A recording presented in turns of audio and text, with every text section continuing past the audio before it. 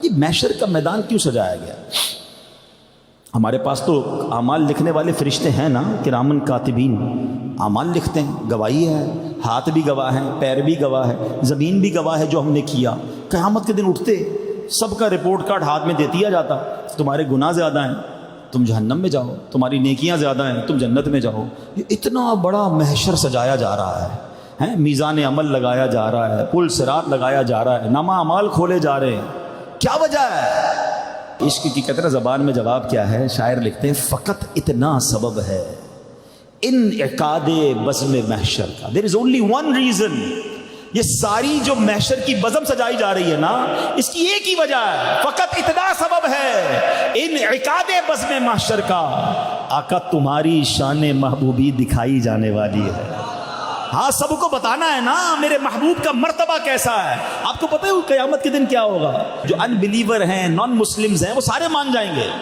یہ جتنے آج کہتے ہیں نا شفاعت پتہ نہیں ہوگی کہ نہیں ہوگی، معاذ اللہ نبی پاک کا کلمہ بھی پڑھتے ہیں اور آقا کی معاذ اللہ شان میں گستاخیاں بھی تلاش کر رہے ہوتے ہیں، عیب بھی تلاش کر رہے ہوتے ہیں، ایسے بھی بدقسمتی سے کلمہ پڑھنے والے ہیں، اور کچھ وہ ہیں جو مسلمان ہی نہیں ہیں۔ جتنے بھی لوگ ہیں نا قیامت کے دن سب مان جائیں گے، ہاں، کیونکہ وہ تو اپنی آنکھوں سے دیکھ رہے ہوں گے کہ اللہ نے کیسا مرتبہ دیا ہے، یہ جو کہتے ہیں وہ ہو جاتا ہے، یہ شفاعت فرما رہے ہیں، ان کی خوشی پر رب کی رضا ہے۔ اللہ اکبر۔ مگر اس دن کا ماننا کام نہیں آئے گا، ورنہ تو سارے غیر مسلم بھی مان جائیں گے نا۔ ماننا کس کا کام آئے گا؟ جس نے دنیا میں رہ کر اپنے حبیب کو اپنا سب کچھ مانا ہوگا۔ بریلی کے تاجدار یہی تو سکھا رہے ہیں، کیا بتاتے ہیں؟ آج لے ان کی پناہ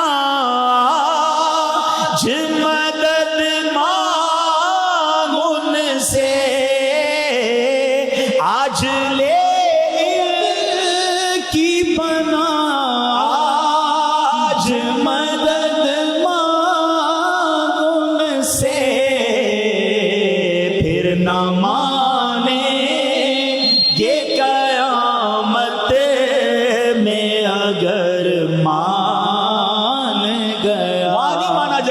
سارے مان جائیں گے۔ ماننا آج ہے، امتحان آج ہے، بن دیکھے ماننا ہے، دیکھ کر مانا تو کیا مانا ہے؟ ایمان لائے نا، اللہ پر ایمان لائے، رسول پر ایمان لائے، قیامت پر ایمان لائے، ہمارا شفاعت پر بھی ایمان ہے، نبی پاک کی مہربانیوں پر بھی ایمان ہے۔